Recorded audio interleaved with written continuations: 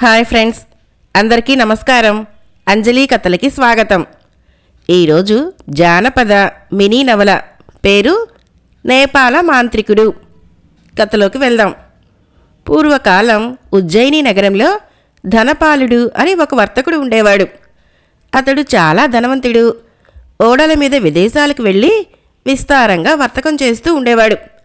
ఒకసారి ఓడలలో సరుకు తీసుకొని బయలుదేరితే అనేక దేశాలు తిరిగి 5-6 మాసాలకు గాని తిరిగి వచ్చేవాడు కాదు. అతను భారతదేశం మిక్కిలిగా ప్రసిద్ధిగాంచిన సుగంధ ద్రవ్యాలను, సన్నని చేనేత బట్టలను విరివిగా విదేశాలకు తీసుకువెళ్ళి అమ్మి అమితమైన లాభం గడించేవాడు. వర్తక సామాగ్రితో పాటు అనేక రాజ్యాలు తిరుగుతూ అపూర్వమైన వస్తువులను, వజ్రాలను, ఆభరణాలను సంపాదించి రాజులకు అమ్మి ఎంతో లాభం గడించేవాడు. ధనలాభంతో పాటు అతను ఏ వస్తువునైనా సాధించి తేగలడనే మంచి పేరు కూడా ఉండేది. ఇంత ఐశ్వర్యవంతుడైన ధనపాలుడి భార్య చిన్నప్పుడే చనిపోయింది. అతనికి 3 కుమార్తెలు.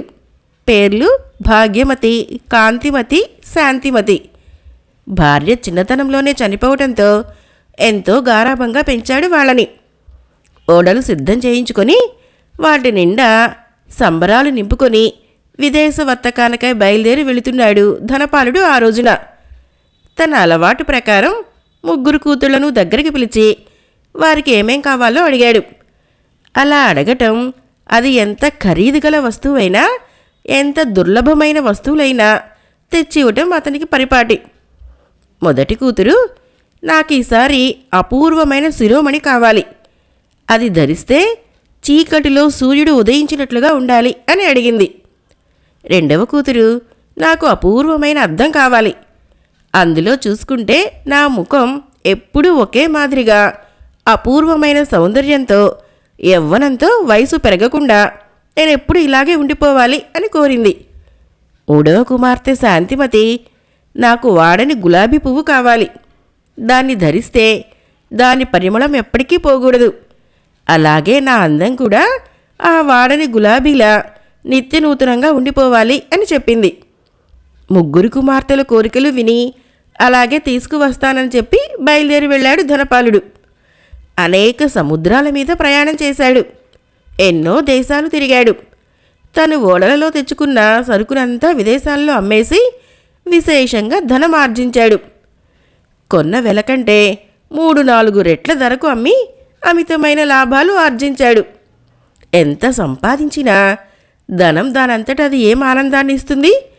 అందుకని తన ప్రియమైన పుత్రికలకు కావలసిన వస్తువుల కోసం గాలించసాగాడు. ఆ వస్తువుల్ని ఎలాగన్నా సాధించి తన చిన్నారి కుమార్తెలకి ఇచ్చి వారు ఆనందంతో మురిసిపోతుంటే చూసి సంతోషించాలని అతడి కోరిక. అందుకని అపూర్వమైన మణిమయ కిరీటాన్ని జావా ద్వీపం అంతా వెతికించి ఎంతో వెల ఇచ్చి కొన్నాడు. దానిని ఒక అమావాస్య నాడు రాత్రి సముద్ర మధ్యంలో ఉన్న తన ఓడ మీద పెట్టించి దూరంగా ఒక నావలో వెళ్ళి చూశాడు.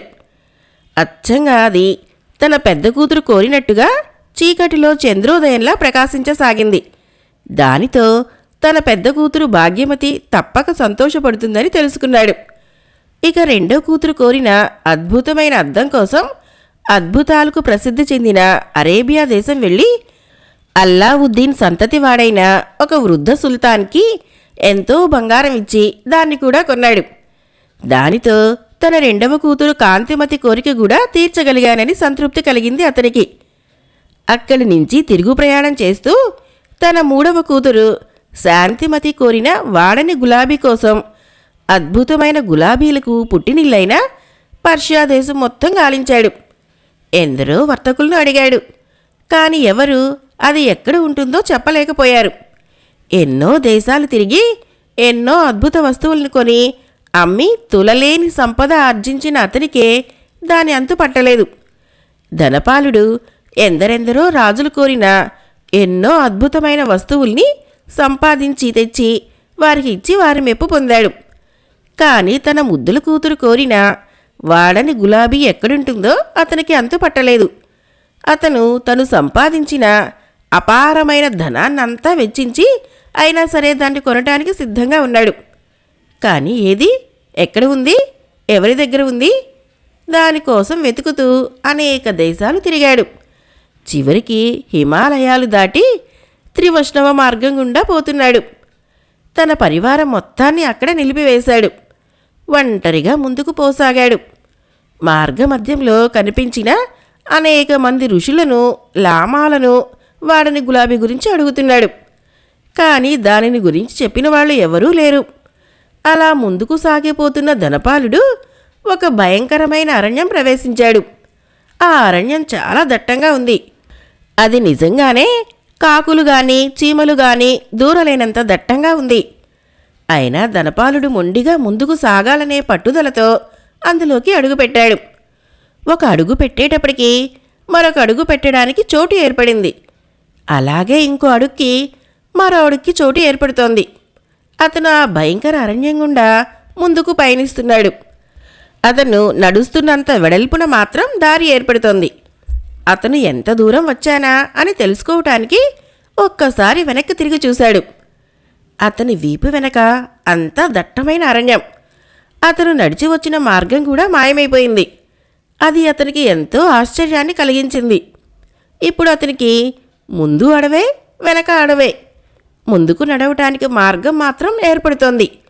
ఆ మార్గం గుండా అలాగనే పయనిస్తున్నాడు. ఆ విధంగా సాహసయాత్రలు సాగించి ఎన్నో అద్భుతమైన వస్తువులు సంపాదించి ఎందరో రాజులా రాణులా మెప్పు పొందాడు.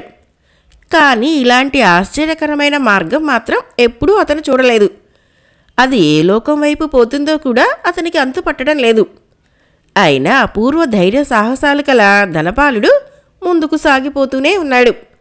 అలా కొంత దూరం పోగా పోగా ఒకచోట మంటలు ప్రారంభమైనాయి. ఆ మంటలు అతనికి 3 వైపులా ఆవరించసాగాయి. అతనికి ముందు వైపుగా అడుగడుక్కి మరొక అడుగు మేర దారి ఏర్పడుతోంది. అతని ముందు వైపునే మంటలు లేవు, మిగతా 3 వైపులా మంటలు వ్యాపిస్తున్నాయి. అతను నిలబడితే మంటలు నిలిచిపోతాయేమోనని ఆగుతున్నాడు. అతను ఆగితే 3 వైపుల నుంచి మంటలు దగ్గరకు కాసాగాయి. అందుకని గత్యంతరం లేక అతను ముందుకు నడుస్తూనే ఉన్నాడు. అతను అలా ఎన్ని రాత్రిళ్ళు ఎన్ని పగలు నడిచాడో కూడా అంతుపట్టలేదు. అక్కడ అతను ఒక మైదానాన్ని ప్రవేశించాడు. అడవి, మంటలు ఆగిపోయాయి. అలా మైదానంలో కొంత దూరం నడిచాడు. అతనికి దూరాన గొప్ప కాంతి, కళ్ళు మిరిమిట్లు గొలిపే కాంతి కనిపించసాగింది. అతను ఆ కాంతి వైపు ప్రయాణించాడు. అలా ప్రయాణించగా క్రమంగా అతనికి ఒక పెద్ద భవనం కనిపించసాగింది.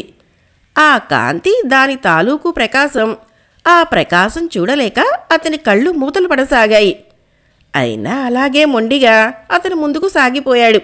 అది ఒక రాజభవనం లాగానో చక్రవర్తి ప్రాసాదం లాగానో ఉంది. దాని చుట్టూ రకరకాలైన పూల చెట్లతో కూడిన ఉద్యానవనం, దానిని ఆనుకునే అనేక ఫలవృక్షాలతో ఉన్న తోట, ఆ చెట్లలోని పూలు వికసించి మనోహర పరిమళాన్ని వెదజల్లుతున్నాయి. పండ్లు చక్కగా పండి తీయని పండ్ల వాసనను గుబాళిస్తున్నాయి. అతను ఆ పూల తోటలను, పండ్ల తోటలను దాటి ఆ భవనం యొక్క ప్రాంగణంలోకి అడుగుపెట్టాడు. ఆ భవనం తలుపులు, కిటికీలు అన్నీ తెరిచి ఉన్నాయి. కానీ ఎక్కడా మనుషులున్న అలికిడి మాత్రం కనిపించడం లేదు. ధనపాలుడు ధైర్యంగా తెరచి ఉన్న ద్వారం గుండా భవనంలోకి వెళ్ళాడు. చక్కని అలంకారాలతో ఎన్నో సుఖాసనాలు అక్కడ ఉన్నాయి. అతను అమితంగా అలసిపోయి ఉండడం చేత ఒక ఆసనం మీద కూర్చున్నాడు. అతనికి కనిపించకుండా మనోహరమైన సంగీతం వినిపించసాగింది. అలాంటి చక్కని చల్లని కాంతి అతని కన్నులు ఎప్పుడూ చూడలేదు. అలాంటి మధుర సంగీతాన్ని అతని చెవులు ఎప్పుడూ విననే లేదు. అలా కొద్ది క్షణాలు విశ్రాంతిగా కూర్చున్నాడు. ఈ ప్రదేశం ఎంతో చక్కగా, చల్లగా, హాయిగా ఉంది. ఎంతో మధురమైన సంగీతం వీణుల విందుగా వినవస్తోంది. కానీ నాకు విపరీతమైన దాహంగా ఉంది. కానీ మంచినీళ్ళు అడుగుదామంటే మనిషి ఎవరూ కనిపించడం లేదు అనుకున్నాడు. అనుకోవటమే తడవుగా అతని ముందు ఉన్న బల్ల మీదకి ఒక చక్కని పాలపాత్ర, చషకం వచ్చాయి. అతను ఆ పానీయాన్ని చషకంలో పోసుకొని దాహంగా ఉండటం వల్ల ఆత్రంగా 2 గుక్కలు తాగాడు. సుగంధపూరితంగా, చల్లగా, తీయగా ఉంది ఆ పానీయం. అది తాగుతూ ఉంటే ఒక్కొక్క గుక్కతో అతడు కోల్పోయిన శక్తి తిరిగి కూడుకోసాగింది. అతని ప్రాణం తేరుకున్నట్టుగా అనిపించింది. ఆ పానీయం అనుకోగానే అతని ముందుకు ఎవరూ మనుషులు లేకుండా రావటం చాలా ఆశ్చర్యాన్ని కలిగించింది. పైగా అది కావాలని అతని నోటితో కూడా అనలేదు.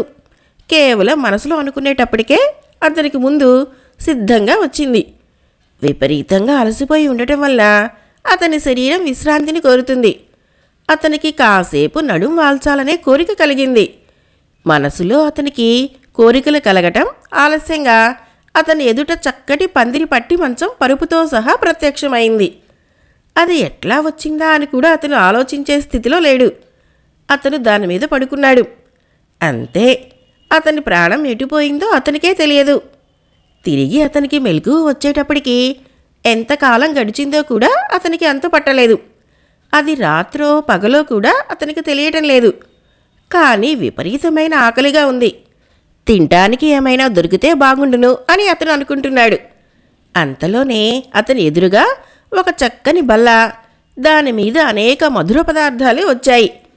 అమితమైన ఆకలితో ఉన్న అతను వాటిని శుభ్రంగా తిన్నాడు. కడుపు పూర్తిగా నిండింది. తిరిగి నిద్ర అతని కనుల మీదకి వచ్చింది. తిరిగి నిద్రపోయాడు. ఎంతోసేపు సుఖంగా నిద్రపోయి మేల్కొన్న తర్వాత అతను తిరిగి మామూలు మనిషి కాగలిగాడు. అప్పుడు అతని మెదడు మామూలుగా ఆలోచించడం మొదలుపెట్టింది. అతను ఎక్కడ ఉన్నది అతనికి అంతుపట్టలేదు. లేచి నిలబడి కిటికీలో నుంచి బయటకు చూస్తే బాగా బారెడు ప్రొద్దెక్కింది. మెట్ల మీదుగా సూర్యకాంతి తీక్షణంగా కనిపిస్తుంది. అప్పుడు పక్కకు తిరిగి చూసేటప్పటికి స్నానానికి నీళ్లు, కట్టుకోవటానికి బట్టలు సిద్ధంగా అడుగడుగునా సమకూరుతున్న తన అవసరాలు చూస్తుంటే అతనికి అంతులేని ఆశ్చర్యం కలుగుతుంది. అతను పరిశుభ్రంగా స్నానం చేసి నూతన వస్త్రాలు ధరించాడు. అతని మనసు ఆహ్లాదకరంగా ఉంది. శరీరం ఉత్తేజితంగా ఉంది. కిటికీ దగ్గరకు వచ్చి బయటకు చూశాడు. సూర్యకాంతి అంతటా ప్రకాశిస్తోంది.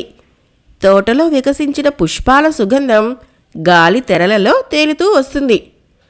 పండి విచ్చిన పళ్ల తాలూకు పరిమళం మత్తెక్కిస్తోంది. ఆ సుందరమైన తోటలో తిరగాలనే కోరిక కలిగింది అతడికి. అతను తోటలో విహరిస్తున్నాడు. రకరకాల పూలు, రంగురంగుల పూలు, ఎన్నో సువాసనలు, పండి విచ్చిన పళ్లతో చేతికి అందేటట్లు ఊగులాడుతున్న ఫలవృక్షాలు, స్ఫటికం వంటి తెల్లని కాంతితో నిర్మించిన కాలువల గుండా శుభ్రమైన నీరు ప్రవహిస్తోంది. జలయంత్రాలు ఎగచిమ్మే నీరు చెట్ల చిటారు కొమ్మల్ని దాటిపోతోంది. మెడ ఎత్తి చూస్తే కానీ కనిపించడం లేదు. అలా సుందరంగా బృందావనంలా, నందనవనంలా ఉన్న తోట అంతా తిరిగి చూస్తున్నా ఆ సుందరమైన పుష్పాల సుగంధం, ఆ మధుర ఫలాల మనోహర పరిమళం అతనికి ఎంతో ఉల్లాసాన్ని కలిగించింది. ఆ సమయంలో తన కుమార్తెలు కూడా ఈ సుందర నందనవనాన్ని చూస్తే బాగుండును అనుకున్నాడు. ముఖ్యంగా మూడో కుమార్తెకు పూలంటే ప్రాణం. అలా అనుకుంటూ ముందుకు నడుస్తున్నాడు. ఒకచోట ఒక సుందరమైన గులాబీ చెట్టును చూశాడు. దానికి ఒకే పువ్వు ఉంది. దాని అందాన్ని వర్ణించటానికి మాటలు చాలవు. చూడటానికి 2 కళ్ళు చాలవు. ధనపాలుడి కాళ్ళు అప్రయత్నంగా ఆ గులాబీ చెట్టు దగ్గరకు నడిచాయి. చెయ్యి చాపి ఆ అపురూపమైన పువ్వును కోశాడు. అంతే, మేఘాలు లేకుండానే కళ్ళు చీకట్లు కమ్మేటట్టుగా పెద్ద మెరుపు మెరిసింది.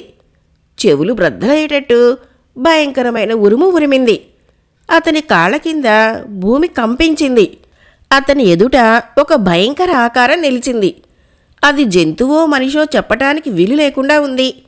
ఒళ్ళంతా భయంకరమైన రోమాలతో, కళ్ళు, ముక్కు, ముఖం ఏమీ లేని ఆకారం.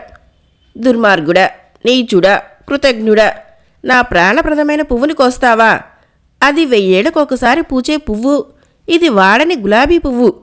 ఈ చెట్టు నా తోటలో తప్పితే ఇంకెక్కడా లేదు. నరజాతికి నీతి లేదనేది నిరూపించుకున్నావు. నిన్ను అతిథిగా గౌరవించి సకల మర్యాదలు చేసి నా భవనంలోకి రానిచ్చినందుకు ఇలాంటి పని చేస్తావా?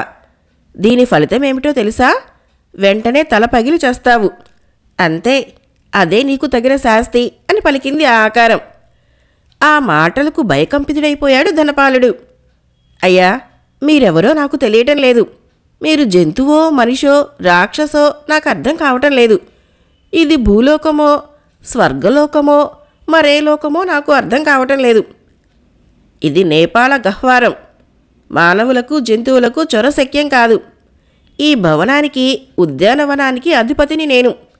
నా మాట దాటినవాడు, నాకు ఇష్టం లేని పని చేయబూనినవాడు, నాకు అపకారం తలబెట్టినవాడు, నన్ను నిందించేవాడు నా ప్రమేయం లేకుండానే నేను ఉపాసించే ప్రత్యంగిరా దేవత ప్రభావం వల్ల తల పగిలి వెంటనే చచ్చిపోతాడు.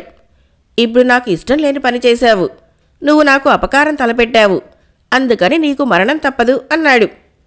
అయ్యా, తెలియక పువ్వు కోసినందుకు అంత భయంకరమైన శిక్ష విధించుట మీకు న్యాయమా అన్నాడు ధనపాలుడు.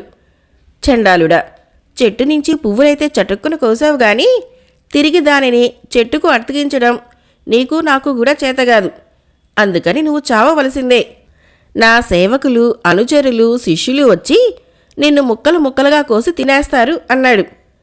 ఆ మాటలు వినేటప్పటికీ ధనపాలుడి శరీరమంతా చెమటలు పట్టి భయంతో వణకసాగింది. అయ్యా బాబూ, నన్ను మన్నించండి, నన్ను రక్షించండి, నా మొర ఆలకించండి అంటూ ఆ ఆకారం ముందు మోకరిల్లాడు. ఆ ఆకారము క్షణంసేపు నిశ్శబ్దంగా ఊరుకున్నది. నా పేరు ధనపాలుడు. నేను విదేశీ వర్తకం చేస్తాను. నాకు 3 కుమార్తెలున్నారు. వారు 3 3 వస్తువులు తెచ్చిపెట్టమని అడిగారు. పెద్ద కుమార్తె శిరోమణిని కోరింది. 2వ కుమార్తె అపూర్వ దర్పణం తెచ్చిపెట్టమని అడిగింది. 3వ కుమార్తె అపూర్వమైన వాడని గులాబీ పువ్వు కావాలని అడిగింది. మీ తోటలో కనిపించిన ఈ పువ్వు ఎప్పటికీ వాడని ప్రపంచంలోకెల్లా అందమైన గులాబీ పువ్వేననుకుని కోశాను. ఇలాంటివి మీ ఉద్యానవనంలో ఇంకా ఎన్నో ఉంటాయి. ఒక్క పువ్వు కోసినంత మాత్రాన నన్ను ఇంత దారుణమైన శిక్షకు గురి చేస్తారా? అయ్యా బాబు, నేను ఇంతవరకు సంపాదించి వచ్చిన బంగారమంతా మీకు ఇచ్చేస్తాను. నన్ను క్షమించి విడిచిపెట్టండి అని దీనంగా ప్రార్థించాడు. అందుకు సమాధానంగా ఆ ఆకారం, నిన్ను క్షమించాలంటే ఒకటే మార్గం. నీవు వెంటనే నువ్వు కోసుకున్న ఆ అపూర్వమైన వాడని గులాబీతో కూడా క్షణాల మీద మీ ఇంటికి చేర ఏర్పాటు చేస్తాను. అందుకు బదులుగా నువ్వు నీ 3 కుమార్తెలలో ఒకరిని ఇక్కడికి పంపాలి. ఇక్కడ నేను ఒంటరితనంతో చచ్చిపోతున్నాను. నాకు తోడుగా ఉంటుంది. ఆమెకు ఏ లోటు రాదు. ఆ భవనంలో నువ్వు చూసినట్టుగా సమస్త సుఖాలు అనుభవిస్తూ హాయిగా ఉంటుంది అని చెప్పాడు. అందుకు బదులుగా ధనపాలుడు చాలా దారుణమైన షరతు పెట్టారు. తల్లి చనిపోయిన దగ్గర నుంచి ఎంతో అల్లారుముద్దుగా పెంచిన వారిలో ఒకరిని ఎలా మీ దగ్గరికి వెళ్ళమని చెప్పను? చెప్పినా అందుకు వాళ్ళు ఒప్పుకోకపోతే ఏం చేయను? కాళ్ళు చేతులు కట్టి బలవంతంగా తెచ్చి ఇక్కడ పడవేయినా? అయినా 2 సంవత్సరాలు నానా కష్టాలు పడి చేరిన ఈ ప్రదేశం నుంచి తిరిగి ఇంటికి ఎలా వెళ్ళాలి? ఎలా రావాలి? దారి ఎలా తెలుస్తుంది అని గుండెలు బాదుకొని ఏడవసాగాడు. నువ్వేమంత గుండెలు బాదుకొని చావక్కర్లేదు. నీ కుమార్తెలలో ఏ ఒక్కత్తి అయినా మనస్ఫూర్తిగా ఇష్టపడితేనే ఇక్కడికి పంపాలి. బలవంతాన ఎవరిని పంపకూడదు. ఎవరూ ఇష్టపడి రాని పక్షంలో నువ్వు తిరిగి ఇక్కడికి వచ్చి భయంకరమైన చావును ఎదుర్కోవలసి వస్తుంది. దీన్ని దేవుడు కూడా తప్పించలేడు. ఎందుకంటే నువ్వు చేసిన తప్పిదం అలాంటిది అన్నాడు ఆ రాక్షసుడు. ఇక ఇక్కడి నుంచి నీ ఇంటికి వెళ్ళటం, నీ ఇంటి నుంచి నువ్వు కానీ ఇష్టపడితే నీ కుమార్తెలలో ఒకరు కానీ ఇక్కడికి రావటం ఆ బాధ్యత నాది. నిన్ను క్షణంలో ఇంటికి పంపగలను. తిరిగి క్షణంలో ఇక్కడికి రావచ్చు కూడా అని చెప్పాడు.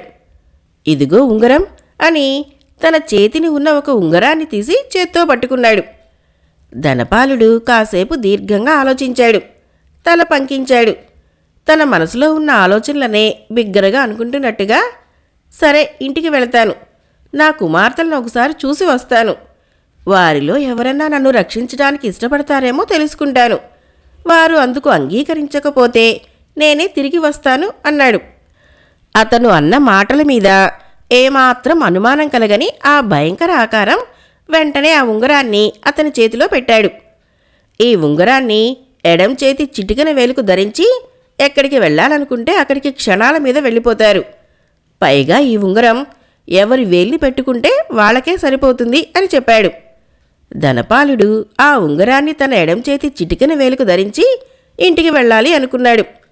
అంతే, వెంటనే ఇంటి దగ్గర ఉన్నాడు. సరిగ్గా ఇంటి సింహద్వారం ముందు నిలిచాడు. సరిగ్గా అదే సమయానికి అతని సేవకులంతా విదేశాలలో సేకరించిన సరుకుతోనూ అపారమైన ధనంతోనూ అనేకమైన వెండి బంగారు నగలతోనూ వచ్చారు. అది చూడటం ధనపాలుడికి అంతులేని ఆశ్చర్యాన్ని కలిగించింది. నేపాళ మాంత్రికుడు కథ మొదటి భాగం సమాప్తం. రేపు రెండవ భాగం చెప్పుకుందాం. ఫ్రెండ్స్, నా కథలు నచ్చినట్లయితే మన ఛానల్ని తప్పకుండా సబ్స్క్రైబ్ చేయండి, లైక్ చేయండి, షేర్ చేయండి, మంచి కామెంట్ చేయండి. Thank you.